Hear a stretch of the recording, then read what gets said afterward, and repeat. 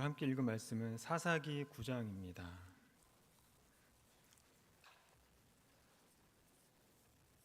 사사기 9장 1절부터 6절까지입니다. 한 절씩 돌아가면서 읽겠습니다. 사사기 9장 1절부터 6절입니다.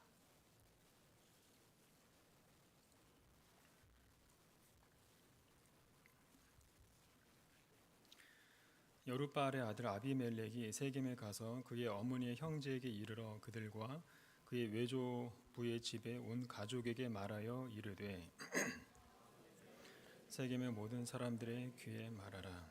여룻바알의 아들 70명이 다 너희를 다스림과 한 사람이 너희를 다스림이 어느 것이 너희에게 나으냐. 또 나는 너희와 권력임을 기억하라 하니 그의 어머니의 형제들이 그를 위하여 이 모든 말을 세겜의 모든 사람들의 귀에 말하매 그들의 마음이 아비멜렉에게로 기울어서 이르기를 그는 우리 형제라 하고 바알브리 신전에서 은 70개를 내어 그에게 주매 아비멜렉이 그곳으로 방탕하고 경박한 사람들을 사서 자기를 따르게 하고 오브라에 있는 그의 아버지의 집으로 가서 여룻바알의 아들 곧 자기 형제 70명을 한 바위 위에서 죽였으되 다만 여룻바알의 막내 아들 요담은 스스로 숨었으므로 남으니라. 세겜의 모든 사람의 말과 밀로 사람의 한술의 남북에서 멜렉을 바로 삼으니라. 아멘. 네, 보통 이제 피비린내 나는 그런 설명할 수 없는 학살이라든가 집단 폭력 앞에서 사람들은 늘 이렇게 묻죠. 하나님은 어디 계시는가? 하나님이 정말 살아 계시다면 이걸 보고 계시기나 한 건가? 오늘 사사기 9장도 보면 바로 그 질문 앞에 서 있는 한 장입니다. 기드온의 아들 아비멜렉이 자기 형제 70명을 한 바위 위에서 죽이고 세겜과 데베스를 피바다로 만든 그 순간 사람들의 눈에는 하나님이 완전히 침묵하시는 것처럼 보였을 겁니다. 그때 하나님은 무엇을 하고 계셨는가? 오늘 우리가 그 답을 한번 찾아가 보도록 하겠습니다. 자, 사사기 말씀을 보면 그 안에는 어떤 패턴이 있고 또 대부분 그런 패턴에서 벗어나지 않는다고 말씀을 드렸습니다. 그게 뭐냐면 백성들의 죄, 원수들의 핍박, 부르짖음, 사사의 등장과 구원, 그리고 평화, 이런 패턴이 계속 순환되는 방식이거든요. 그런데 기드온 이야기에서만큼 이런 패턴이 깨진다고 말씀을 드렸습니다. 쉽게 말해서 평화로운 결말로 마무리가 되어야 되는데 기드온의 경우는 그렇지 못했죠. 그래서 사사 기드온의 등장은 어떻게 보면 이스라엘 역사에서 가장 기억하기 싫은 끔찍하게 추악한 실패한 역사 중에 하나라고 보는 겁니다. 그 이유 중에 하나가 바로 오늘 본문의 내용이고요. 기드온이 낳은 아들 이야기입니다. 자, 지난번에 기드온은 왕이 되지 않겠다고 말하고 말과는 달리 정작 왕처럼 행동한다고 말씀을 드렸죠. 그 여러 근거 중에 하나가 바로 이제 가족 구성인데 기드온의 가족 구성을 보면 와이프가 한둘이 아닙니다. 하나님과의 관계가 비뚤어지고 탐욕이 많은 사람들은 늘 이렇게 여자 관계가 복잡한 것을 알 수 있죠. 8장 31절에 보면 기드온이 아내가 많으므로 그의 몸에서 낳은 아들이 70명이었고 세겜에 있는 그의 첩도 아들을 낳았으므로 그 이름을 아비멜렉이라 하였더라. 보통 이 당시 왕이 되려고 하는 사람들의 특징이 뭐냐면 아들을 많이 낳는 겁니다. 방금 읽은 본문을 보면 기드온이 서자의 이름을 뭐라고 짓냐면 아비멜렉이라고 짓잖아요. 아비멜렉이라는 말은 나의 아버지는 왕이시다 이런 뜻입니다. 그러니까 전후 사정을 다 종합해 보면 기드온 이 사람은 말로만 명목상으로만 왕 되는 것을 거절했을 뿐이지 실제 현실에서는 왕 대접을 요구했고요. 그냥 왕처럼 살았다는 걸 알 수 있죠. 8장에서 나눈 말씀들이 다 그런 내용들이었잖아요. 그러니까 기드온이 바로 앞에서는 뭐라고 했냐면 하나님이 진정한 왕이시다라고 말하면서 왕의 자리를 거절해 놓고는 어떻게 행동으로는 완전 딴판으로 왕처럼 행세할 수 있었을까?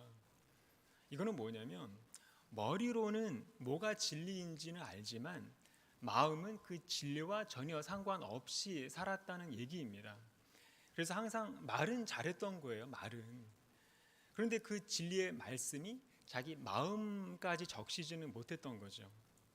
그래서 본문을 보면 기도원이 처음에는 이제 믿음으로 이제 쓰임을 받았지만 결국에는 끝까지 하나님 나라의 원리에 순복하지 못하는 인생으로 결말이 나지 않습니까? 그래서 우리도 바라기는 우리가 매일 듣는 말씀들이 내 마음의 거듭남으로 이어지는 저 여러분들이 되기를 소망합니다. 8장 31절에 보면 세겜에 있는 첩도 아들을 낳았으므로 그 이름을 아비멜렉이라 하였더라. 자, 이 말씀을 보면 아비멜렉은 기드온의 첩이 낳은 아들이고 세겜에 살았다고 나오죠. 기드온의 가족과 같이 산 것이 아니라 세겜에서 따로 살았다는 이야기입니다. 기드온은 8장 27절에 보면은 오브라에 거주한 걸로 나오거든요. 그러니까 같이 살지 못하고 따로 살았다는 얘기는 아비멜렉은 태어날 때부터 기드온의 가정에서 소외된 아들이었다는 뜻인 거예요. 첩의 아들이니까. 게다가 적자가 아니었기 때문에 기드온으로부터 상속받을 수 있는 가능성도 없거든요. 그랬기 때문에 아비멜렉은 기드온의 다른 아들들과는 달리 독특한 의지가 그 속에서 싹트기 시작합니다. 아예 상속을 받을 수 없는 신분이다 보니 자기 스스로 그 모든 권리들을 쟁취하려는 욕구와 의지가 다른 누구보다 더 크게 작용을 했던 거죠. 자, 그리고 아비멜렉과 연관된 장소도 의미심장한데 세겜이에요. 세겜.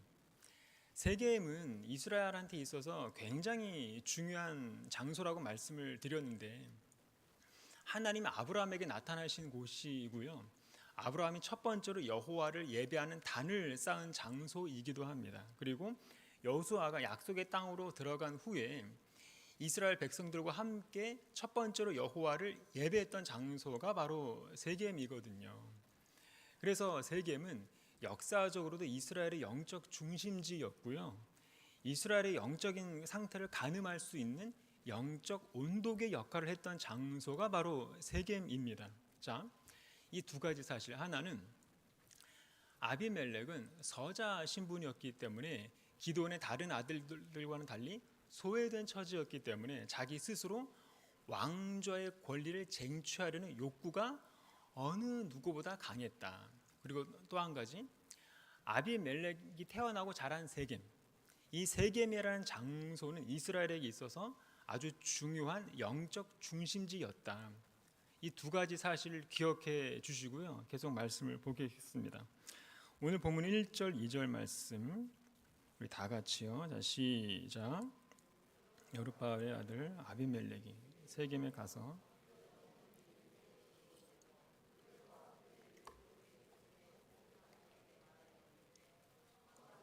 세겜의 모든 사람들의 귀에 말하라. 여룻바알의 아들 70명이 다 너희를 다스림과 한 사람이 너희를 다스리며 어느 것이 너희에게 나으냐. 또 나는 너희와 권륙임을 기억하라 하니. 자, 사사기에 나오는 사사들을 보면 전부 다 하나님의 주권적인 선택으로 사사가 된 사람들입니다. 자기 마음대로 지도자가 되고 싶다고 해서 선택된 경우는 없죠. 그런데 아비멜렉의 경우는 자기가 스스로 이 나라의 지도자의 자리를 선택하고 움켜쥐겠다는 거예요. 그 과정을 오늘 본문이 아주 적나라하게 보여주고 있는데 아비멜렉이 제일 먼저 세겜에서 뭐라고 말합니까? 여룻바알의 아들 70명이 다 너희를 다스림과 한 사람이 너희를 다스림이 어느 것이 너희에게 나으냐. 나는 너희와 권륙임을 기억하라. 한마디로 혈연과 지연의 호소를 하는 거잖아요. 그런데 이런 얼토당토 않는 말에 세겜 사람들이 넘어갑니다. 그리고 끝내는 아비멜렉한테 권력을 주고 통치 자금도 주면서 아비멜렉을 지도자로 세우죠. 이게 이제 엄청난 판단 착오였던 건데 이렇게 잘못된 판단을 내림으로 말미암아 얼마나 끔찍하고 잔인한 결과를 초래하는지는 뒤에 나옵니다. 4절 보겠습니다. 바알브리 신전에서 은 70개를 내어 그에게 주매 아비멜렉이 그것으로 방탕하고 경박한 사람들을 사서 자기를 따르게 하고. 자, 세겜 사람들이 아비멜렉을 지도자로 세우고 통치 자금을 줬는데 그 통치 자금의 출처가 지금 뭐라고 나오죠? 바알브리 신전에서 은 70개를 내어. 그러니까 우상의 돈으로 통치 자금을 줬다는 거예요. 한마디로 우상의 세력에 기반한 거죠. 아비멜렉이. 그렇게 해서 확보한 통치 자금으로 뭘 했다고 나오죠? 그것으로 방탕하고 경박한 사람들을 사서 자기를 따르게 하고. 그러니까 깡패들을 동원했다는 건데 이 문장을 세번역 성경으로 보니까 이렇게 되어 있습니다. 아비멜렉이 그것으로 건달과 불량배를 고용하여 자기를 따르게 하였다. 다시 말해서 아비멜렉이 권력을 잡은 건 하나님의 주권에 의해서 된 게 아니라 하나님의 지지를 얻은 게 아니라 뭐죠?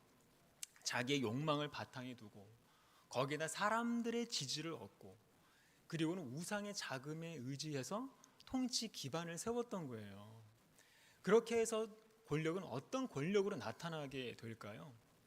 아주 잔인하고 냉혹하게 나타나게 되어 있습니다. 5절을 보면 오브라에 있는 그의 아버지의 집으로 가서 여룻바알의 아들 곧 자기 형제 70명을 한 바위 위에서 죽였으되 다만 여룻바알의 막내 아들 요담은 스스로 숨었으므로 남으니라. 지금 아비멜렉의 권력은 어떤 권력이라는 거죠? 아주 냉혹하게 학살한 그 70명의 이복 형제들의 피로 세워진 권력이라는 것을 지금 성경이 증언하고 있는 거죠. 본문을 보면 얼마나 잔인합니까? 원래 인간의 힘과 인간의 욕망으로 세워진 그 쟁취한 그 권력은 위태위태하기 때문에 언제든지 전복될 수 있다는 사실을 아비멜렉 본인이 잘 알았을 거예요. 그래서 처음부터 아주 무섭게 강하게 통치를 하면서 공포심을 이제 심어줄 수밖에 없었던 겁니다. 그게 대부분의 독재자들의 심리잖아요. 대부분 독재 권력이 다 그렇게 그 무자비한 피를 그런 기반으로 이제 그 권력을 유지하지 않습니까? 그래서 본문의 아비멜렉도 보면 권력을 쟁취하자마자 바로 70명의 이복 형제들을 무자비하게 학살을 했던 거죠. 지난번 8장에 보면 자기 아버지 기드온을 보면 같은 동족이었던 숫곳과 분우엘 사람들을 무참히 학살을 했는데 그 아들 아비멜렉은 한술 더 떠서 자기 가족들 70명을 냉혹하게 학살을 해버린 겁니다. 그 아버지의 그 아들이지요. 그래서 다른 사사들은 보면 다 철저히 하나님의 계시와 지시를 받고 움직였는데 반해서 기드온이나 그 아들 아비멜렉의 경우를 보면 다 자기 멋대로 죽이고 하나님께 묻지도 않고 독불장군처럼 뭐든지 다 자기 멋대로 하는 것을 볼 수 있습니다. 한마디로 기드온이나 그 아들 아비멜렉의 그 공통점은 뭐냐면 전부 자기 사적인 복수심, 사적인 감정을 위해서 권력을 행사를 한 겁니다. 이스라엘만을 위해서 사사의 활동을 한 흔적은 없고요. 이스라엘 백성들을 하나님께로 돌이킨 흔적도 없고 회복시킨 흔적도 없습니다. 그러니 원수의 억압에서 벗어났음에도 불구하고 하나님의 화평을 전혀 누리지 못했던 거지요. 하여간에 무조건 권위적이고 폭력적으로 다스렸던 거예요. 같은 국민들과 같은 가족들을 끔찍하게 이렇게 학살하면서 공포 정치를 하는 거지요. 원래 공포 정치가 이렇게 통치하기는 수월하고 이렇게 자기 마음대로 할 수 있기 때문에 그렇잖아요. 기도는 최소한 하나님 앞에서 예배하는 척, 물론 가식이었지만 예배하는 척, 순종하는 척이라도 했는데 그 아들 아비멜렉은 아예 그런 모습은 1도 없었던 겁니다. 자, 세겜 사람들이 이런 사람을 지도자로 선택하고 권력을 줬기 때문에 나중에 보면 그 권력에 대한 대가를 그대로 받게 되거든요. 그렇기 때문에 지도자 선택이 그렇게도 중요하다는 거죠. 요즘 사람들이 지도자를 선택할 때 보면 하나님께서 별로 중요시하지 않는 자질들에 너무 쉽게 이끌린다는 거예요. 외적인 조건이나 자질에게 쉽게 넘어가고 현란한 말솜씨에 잘 휘둘리고 그 사람이 갖추고 있는 그런 실용적인 특징들에 잘 속는다는 거죠. 그렇다면 하나님이 찾으시는 사람은 어떤 사람일까요? 외적인 자질들이 아니라 하나님의 마음에 합한 사람이 아닐까요? 기드온이나 아비멜렉처럼 매사에 자기 뜻대로 자기 고집대로 하지 않는 그런 마음, 그리고 나의 유익을 구하는 것이 아니라 겸손하게 하나님 앞에 무릎 꿇는 사람을 원하시지 않을까요? 그래서 야고보 사도도 뭐라고 하냐면 하나님이 교만한 사람을 물리치시고 겸손한 자에게 은혜를 주신다. 그런데 기드온과 아비멜렉은 어떻습니까? 경건성도 없었고 전혀 하나님을 찾지도 않는 사람들이었던 거죠. 이런 사람들이 지도자가 됐으니 그 나라의 그 결과도 뻔한 거 아니겠습니까? 그래서 겉으로 드러난 그런 모습들만 가지고서 사람들을 평가해서는 안 되고 그 중심이 하나님을 향해 있는지를 봐야 되는 겁니다. 자, 오늘 본문에 보면 70명의 이복 형제 중에서 단 한 명만의 사람만이 피신을 했는데 그게 누구냐면 요담입니다. 아비멜렉 이름의 뜻은 나의 아버지는 왕이시다인데 요담 이름의 뜻은 여호와는 완전하고 흠이 없으시다입니다. 이 요담이 세겜 사람들 찾아가서 말하는 내용이 8절 이하에 나오는데 내용이 기니까 요약을 해드리면 이렇습니다. 아비멜렉이라는 인간의 힘을 의지하는 것과 여호와를 경배하고 의지하는 것 중에서 뭐가 옳은지 생각해라.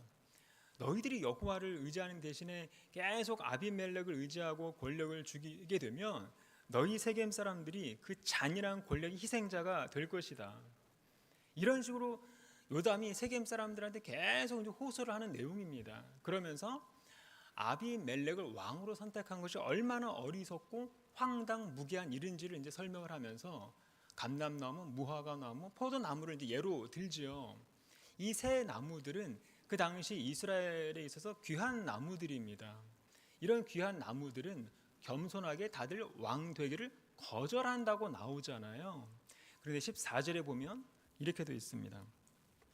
이에 모든 나무가 가시나무에게 이르되 너는 와서 우리의 왕이 되라 하매. 자, 감람나무, 무화과나무, 포도나무 이렇게 귀한 새 나무들과는 달리 가시나무는 아무런 가치가 없는 나무지요. 키도 작고 잎도 엉성하고 햇빛을 막을 그늘조차도 없는 데다가 불도 잘 붙어서 주변 다른 나무들을 이제 파괴하고 피해만 주는 백해인 무익한 나무로 인식되는 게 바로 가시나무거든요. 그런데 그런 가시나무가 스스로 왕이 되기를 수락한다는 내용이에요. 그러면서 말도 안 되는 얘기를 하는데 뭐라고 하냐면 15절에 가시나무가 나무들에게 이르되 너희가 참으로 내게 기름을 부어 너희 왕을 삼겠거든 와서 내 그늘에 피하라. 그리하지 아니하면 불이 가시나무에서 나와서 레바논의 백향목을 사를 것이니라 하였느니라. 가시나무는 이게 잘 자라봐야 고작 40cm밖에 안 자라는데 게다가 햇빛을 막을 정도 이파리도 없고 그늘도 없고 그런 형편없는 나무가 지금 다른 나무들한테 와서 내 그늘에 피하라 이러고 있는 거죠. 얼마나 웃기고 황당무계합니까? 지금 요담이 그걸 지적하고 있는 거예요. 만약에 세계인 사람들 너희가 아비멜렉을 왕 삼은 것이 잘한 거라면 너희가 아비멜렉으로 인해서 큰 복을 받을 것이지만 만약에 너희가 아비멜렉을 왕 삼은 것이 잘못된 거라면 너희가 아비멜렉으로 인해서 불탈 것이고 아비멜렉도 역시도 너희 때문에 불탈 것이다. 그러니까 서로 악영향만 끼칠 것이다. 이런 경고입니다. 20절 말씀을 보면 그렇지 아니하면 아비멜렉에게서 불이 나와서 세겜 사람들과 밀로 족속을 살을 것이요 세겜 사람들과 밀로 족속에게서도 불이 나와서 아비멜렉을 살을 것이니라 하고 요담이 이렇게 이제 외친 후에 이게 무서워서 이렇게 토끼는 장면이 나오잖아요. 그 다음에 이어지는 이야기는 요담의 말 그대로 이루어지는 내용이 쭉 나오는데 하나님의 섭리가 어떤 식으로 인간 세계에 개입을 하는지가 아주 기가 막히게 묘사가 되고 있는 겁니다. 자, 얼마 후에 가알이라는 사람이 세겜으로 이사를 왔는데 무슨 이유인지는 몰라도 세겜 사람들이 가알을 신뢰합니다. 이 신뢰를 기반으로 가알이 세겜 사람들한테 유세를 하는 거예요. 한마디로 자기를 지도자로 뽑아달라, 뭐 이런 식의 유세를 하는 거죠. 아비멜렉이 세겜 사람들한테 했던 것과 똑같은 수법이었던 거죠. 그런데 세겜 사람들이 이번에도 또 가알의 현란한 그 말빨, 현란한 유세에 쉽게 넘어가 버립니다. 분별을 못해도 너무 못하는 거지요. 그런데 본문을 보면 가알의 말빨이 얼마나 논리정연한지 알 수 있거든요. 그래서 어쨌거나 세겜 사람들이 공식적으로 가알을 지지하는 지경까지 이르게 됩니다. 그런데 세겜 사람들이 이번에는 편을 잘못 골랐죠. 왜냐하면 아비멜렉은 자기 아버지 기드온과는 차원이 다른 사람이에요. 기드온은 비록 사적이었지만 자기 복수만 하고 자기 명예만 충족되면 거기에서 멈출 줄 알았던 사람이었거든요. 그런데 그 아들 아비멜렉은 마치 분노 조절 장애자처럼 멈출 줄 몰랐던 거예요. 그래서 아비멜렉은 가알하고 싸워서 결국 가알을 쫓아내고 자기를 배신한 세겜 사람들을 징벌하기 시작하는데, 한때는 자신을 지지해주고 지도자로 뽑아주고 통치 자금까지 모아서 지원을 했던 세겜의 백성들을 무차별적으로 죽이기 시작합니다. 45절에 보면 아비멜렉이 그날 종일토록 그 성을 쳐서 필경은 취하고 거기 있는 백성을 죽이며 그 성을 헐고 소금을 뿌리니라. 자, 처음에 세겜이라는 장소의 중요성을 말씀을 드렸죠. 아브라함이 여호와를 예배했던 곳, 그리고 여호수아와 모든 백성이 여호와를 예배했던 곳, 이스라엘 백성들의 영적인 중심지였던 곳이 세겜이라고 말씀을 드렸지요. 그런데 그 세겜이 결국 탐욕에 물든 한 사람 때문에 피 비린내가 진동한 곳이 됐고요. 소금을 뿌려서 더 이상 농사도 짓지 못하게 황폐하게 만들어 버린 겁니다. 얼마나 잔인합니까? 그리고 세겜 사람들 중에서 남은 사람들 1000명이 아비멜렉을 피해서 우상의 신전 망대로 도피를 합니다. 그런데도 아비멜렉은 분노는 멈추지 않고 그 망대를 태워서 무너뜨리는데 피신한 1000명이 모두 다 죽습니다. 49절에 보면 모든 백성도 각각 나뭇가지를 찍어서 아비멜렉을 쫓아 보장에 대어놓고 그곳에 불을 놓으매 세겜 망대에 있는 사람들도 다 죽었으니 남녀가 대략 1000명이었더라. 이 상황을 한번 상상해 보세요. 홍콩의 고층 아파트들이 불타서 150명 정도가 죽었는데도 전 세계가 지금 난리인데 지금 본문의 상황은 얼마나 끔찍하고 무서웠겠습니까? 어른과 아이들이 뒤섞인 채로 1000명 넘게 불타버린 아비 규환의 생지옥이었을 겁니다. 그렇다면 잔인한 학살자 아비멜렉이 여기에서 멈추었을까요? 그 아버지 기드온의 잔인한 유전자를 그대로 물려받는 아비멜렉이 멈출 리가 없지요. 그래서 어떻게 하냐면 남아있는 세겜 사람들은 모두 도망간 곳이 데베스 망대인데 거기까지 쫓아갑니다. 거기서도 똑같이 망대를 불태우고 자기 고향 사람들을 전부 남김없이 죽일 생각이었던 거예요. 그런데 여기서는 좀 특이한 일이 벌어지죠. 51절에 보면 성 중에 견고한 망대가 있으므로 그 성 백성의 남녀가 모두 그리로 도망하여 들어가서 문을 잠그고 망대의 꼭대기로 올라간지라. 아비멜렉이 망대 앞에 이르러서 치며 망대의 문에 가까이 나아가서 그것을 불사르려 하더니 한 여인이 맷돌 윗짝을 아비멜렉의 머리 위에 내려 던져 그 두골을 깨뜨리니, 한 여자가 던진 맷돌이 정통으로 아비멜렉의 머리 위로 떨어지죠. 아비멜렉은 죽기 직전까지도 자기 자존심과 명예를 고집하면서 어떻게 합니까? 여자 손에 죽었다는 말만큼 듣기 싫어가지고 부활을 시켜서 자기를 찌르게 만들지요. 54절에 아비멜렉이 자기의 병기 잡은 소년을 급히 불러 그에게 이르되 너는 칼을 빼어 나를 죽이라. 사람들이 나를 가리켜 이르기를 그가 여인에게 죽었다 할까 하노라. 소년이 찌르매 그가 곧 죽은지라. 자, 이렇게 해서 기드온과 그 아들로 이어지는 2대에 걸친 극악무도하고 잔인한 통치가 막을 내리게 됩니다. 겸손히 하나님께 묻지 않은 지도자, 하나님을 경외하지 않은 지도자, 하나님의 통치를 거부한 지도자의 모습을 아주 리얼하고 아주 긴장감 있게 좀 보여주고 있지요. 자, 그러면 한 민족이 그리고 한 가족 70명 이렇게 무참히 학살당하고 있는 와중에 사랑의 하나님은 과연 어디에서 무엇을 하고 계셨을까요? 방금 한 말은 광주 대학살이 있었을 때 어떤 사람이 한 말입니다. 하나님은 살아 계신가? 그렇다면 이 참상을 보고 있는가? 자, 세겜 사람들은요, 우상의 돈으로 아비멜렉에게 그 통치 자금으로 지원을 하지요. 쉽게 말해서 우상의 돈으로 대학살의 자금을 대준 셈입니다. 어떻게 보면 아비멜렉의 그 욕망과 세겜 사람들의 교만이 절묘하게 맞아 떨어졌다고 볼 수 있습니다. 그래서 아비멜렉은 그 돈으로 이스라엘의 피 비린내나는 살육을 자행을 했는데, 이때 하나님은 뭘 하고 계셨을까요? 성경은 이렇게 기록합니다. 23, 24절 다 같이요. 시작. 하나님이 아비멜렉과 세겜 사람들 사이에 악한 영을 보내시니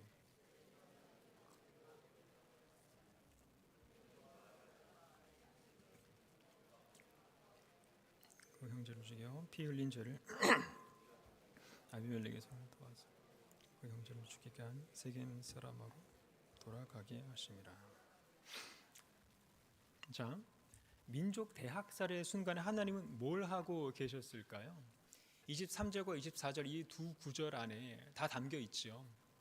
이 두 구절 안에 하나님은 어떤 분인지가 아주 적나라하게 묘사되고 있지 않습니까? 여기 나온 단어들을 보세요. 악한 영을 보내시며 배반하고 갚고 피를 돌아가게 한다. 그러니까 악한 영을 보내신다는 것은 하나님이 악의 원인이신 분이라는 뜻이 아니라 죄와 교만한 사람들 가운데 이미 존재하는 악한 영을 내버려 두신다, 이런 뜻입니다.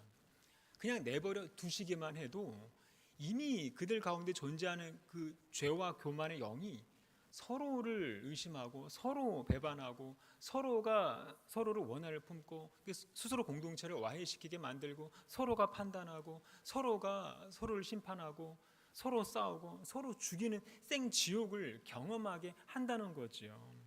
억울한 피를 흘린 죄를 남김없이 정확하게 다 갚을 때까지 한시도 가만히 있지 않으시는, 어떻게 보면 인간의 잔인함보다 더 잔인하게 보복하시는 하나님을 지금 보여주고 있죠. 그리고 아비멜렉이 죽은 후에 성경은 또 이렇게 기록합니다. 56, 57절에 보면 아비멜렉이 그 형제 70인을 죽여 자기 아비에게 행한 악을 누가요? 하나님이 이같이 갚으셨고, 또 세겜 사람들의 모든 악을 누가요? 하나님이 그들의 머리에 갚으셨으니 여룻바알의 아들 요담의 저주가 그들에게 응하니라. 학살의 순간에 하나님은 어디에서 뭘 하고 계셨을까요? 이 질문에 성경은 이렇게 대답을 합니다.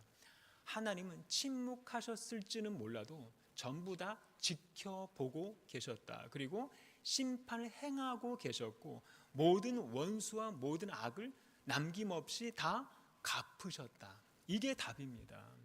그러니까 바로 뭐 하늘에서 벼락이 떨어진 건 아니지만 하나님의 정의는 반드시 실현이 된다는 사실을 보여주고 있는 거죠. 그래서 로마서에서 바울도 뭐라고 하냐면 하나님의 진노가 불의로 진리를 막는 사람들의 모든 경건하지 않음과 불의에 대하여 하늘로부터 나타나나니.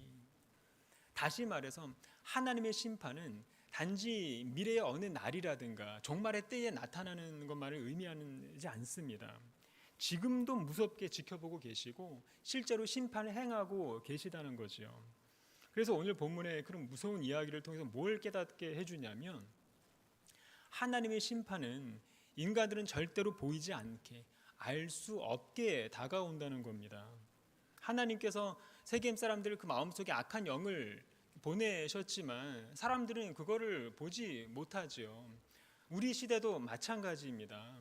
하나님은 심판을 하시기 위해서 지금도 사람들 각자의 마음속에, 가정 속에 또는 공동체와 국가 속에 악한 영을 보내시고 놔두기도 하십니다. 그래서 뭔 일이 일어나고 있는 것 같기는 하지만 누구한테 악한 영이 일어나고 있는지는 임했는지를 알지 못하겠죠. 왜냐하면 사람이기 때문에 그렇습니다. 하지만 분열의 조짐이 반드시 나타나게 마련이라는 거죠. 오늘 본문도 그런 징조들을 얘기하잖아요. 처음엔 아비멜렉이 공동체를 이간질하면서 아버지의 그런 그 친자식들 아니라 자신을 선택하게 만들고, 또 요담이 공동체의 잘못을 지적하고, 그리고 뜬금없이 가알이라는 사람이 이제 이사를 와가지고는 공동체를 회유하고 또 이간질하고 뭐 등등 이런 사전 신호들이 있었음에도 사람들은 별로 관심을 두지 않았고 영적인 그런 위기 의식을 가지지도 않았지요. 마찬가지입니다.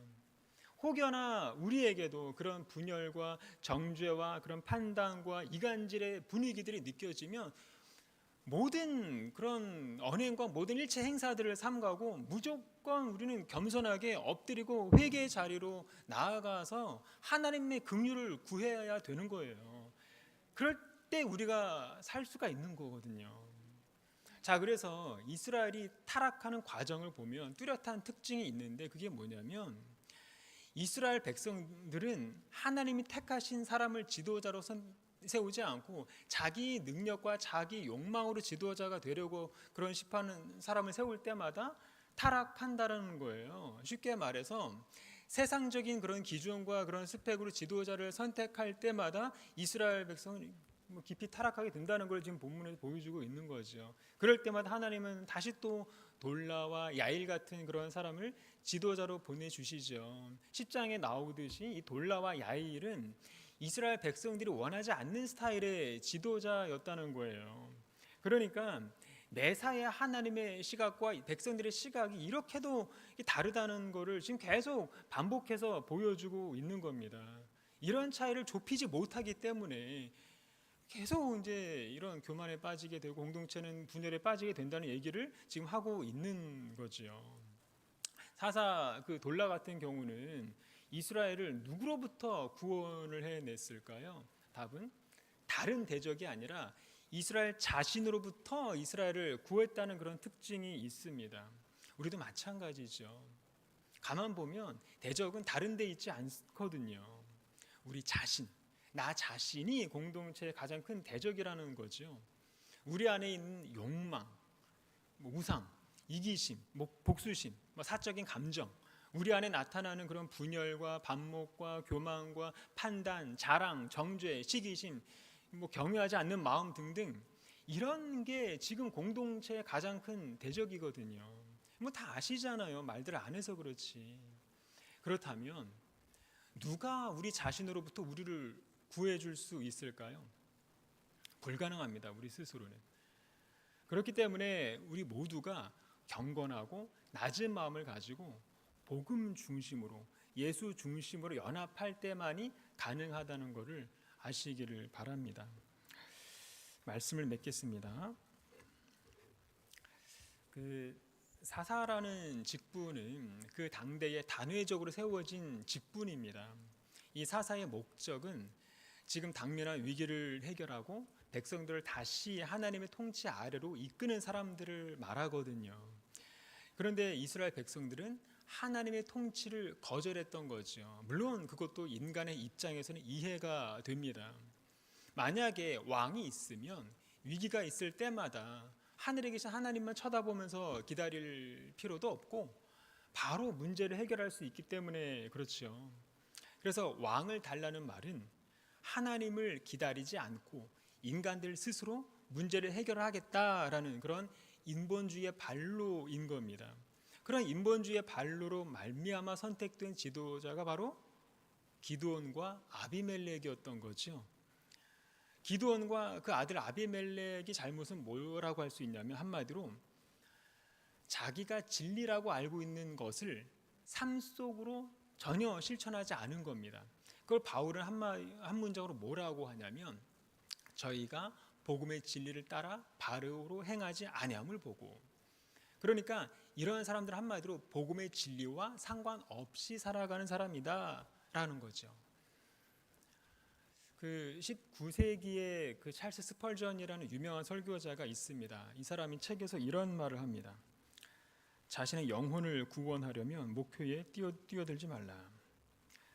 스펄전이 왜 이런 말을 하냐면 사람들은 보통 교회 리더십의 자리를 통해서 하나님을 잘 섬기고 공경할 것으로 알고 있는데 실제로는 거꾸로 하나님을 이용해서 자신의 영향력과 명예를 얻으려고 한다는 거예요. 책에서 기드온의 이런 못된 버릇이 자식에게 이어지고 그리고 지금 이 시대 사람들까지도 계속 이어지고 있다는 거지요. 물론 기드온처럼 말은 잘합니다. 하나님만이 유일한 구주이시고 유일한 왕이시다 이렇게 신앙 고백은 잘하지만 실제 마음에서는 그런 고백을 거부하고 대신에 내가 왕 노릇하려고 하고 내가 교황 노릇하려는 사람들이 얼마나 많냐는 거죠. 이 시대 교회들이. 사람들이 길을 찾기 위해서 방황을 하면 진짜 길 대신 예수님은 은폐시키고 자기가 나서서 그 사람의 길이 되려고 하고 자기가 나서서 대신 기도 응답을 말해주고 자기가 나서서 기준이 되려고 한다는 거예요. 이거는 내가 스스로 에봇을 만들어서 있는 것과 다를 바가 없습니다. 이게 얼마나 큰 교묘하고 치명적인 교만인지는 그렇게도 모르는 거예요. 그렇기 때문에 우리는 다시 물어야 됩니다. 교묘한 죄악이 승리하는 것 같은 순간에 하나님은 어디에 계시는가? 인간의 교만과 분열이 극심한 순간에 하나님은 어디에 계시는가? 분명한 사실은 길이요 진리요 생명이 되시는 예수님의 십자가 안에서 지금도 여전히 정의와 자비는 이루어져 가고 있다는 사실 믿으시는 저와 여러분이 되시기를 바랍니다. 자, 이 시간 우리 다 같이 말씀을 생각하면서 우리 합심해서 기도하는 시간을 갖도록 하겠습니다. 오늘 사사기 9장 말씀을 통해서 사람의 욕망이 어떻게 공동체를 흔들고 인간 안에 있는 그런 탐욕과 교만이 어떤 심각한 결과를 초래하는지를 보게 되었습니다. 한 사람의 야망이 어떻게 사람들을 미혹하고 또 세겜 사람들은 왜 이렇게 분별력이 없고 쉽게 눈이 가려지는지를 보면서 오늘 우리 안에 아버지의 마음과 분별의 영과 성령의 은혜를 허락해 달라고 기도하시기 바랍니다. 인간이 세우는 모든 결정과 판단이 아버지의 마음과 뜻에 부합하는 그런 겸손한 그런 떨리는 마음과 경외하는 마음을 허락해 달라고 우리 다 같이 주여 한번 외치고 기도하겠습니다. 주여. 사랑과 은혜가 충만하신 하나님 아버지에 대해 감사를 드립니다. 인간이 자기의 길을 높이고자 할 때마다 그것이 얼마나 허망한지를 알게 해주시고 혹여나 우리의 욕심으로 세워진 그런 꿈과 계획이 있다면 돌아보게 하셔서 하나님 인도하시는 순복하는 마음을 주시옵소서. 우리 역시도 세상의 기준 하나님 그런 것들을 쉽게 흔들리는 것들을 보게 됩니다. 사람의 겉모습이 아니라 중심을 보신다고 하셔서 우리의 마음을 감찰해 주셔서 하나님의 마음을 닮아가는 삶으로 성화되게 해주시옵소서. 하나님의 말씀보다 내 뜻을 앞세우지 않게 하시고 그리스도의 십자가 앞에 하나님 무릎으로 나오는 그런 겸손한 심령으로 기도하는 심령들이 되게 도와주시옵소서. 우리의 공동체의 영적인 문을 허락해 주셔서 하나님께서 세우신 그 질서 안에서 바르게 결정하는 것 하나님 공동체가 되게 도와주시고 하나님 그 십자가 안에 서 있도록 붙들어 주시옵소서. 말씀을 주실 때 내가 듣고 싶은 말만 듣는 자들이 되지 않게 하시고 주시는 말씀 앞에서 마음 낮추게 하시고 세상의 그 소리에 흔들릴 때마다 잠잠히 아버지의 근성 앞에 하나님 붙들리는 자들이 되게 해주시옵소서. 하나님 우리의 공동체 안에도 연약함이 있습니다. 상처가 있고 아픔이 있고 잠재된 그런 분열의 영이 있습니다. 하나님 마음이 쉽게 조급해지고 아버지 남의 말을 쉽게 흔들리고 하나님 마음을 겉으로 좋아 보이는 것에 빠질 때가 있습니다. 그럴 때마다 우리를 붙들어주시고 아비멜렉이 교만의 길로 빠지지 않게 도와주시고 하나님 길이요 진리요 생명이 되신 예수님만 바라보고 십자가를 다 바라보는 우리의 공동체가 되게 도와주시옵소서. 우리 안에서 이 시대의 교회가 하나님 세상의 기준을 쫓지 않게 도와주시고 사랑의 순수한 그런 성장의 아버지를 아끼지 않게 하시고 우리의 소망을 하나님 우리의 소망을 둘 곳은 십자가밖에 없음을 알게 하시고 하나님을 세우지 아니하시면 집을 세우는 자의 수고가 헛되다고 그런 말씀을 우리가 다시 품게 하셔서 우리의 생각과 우리의 계획과 우리의 공동체가 우리 주의 하나님 아버지의 속에 거하시고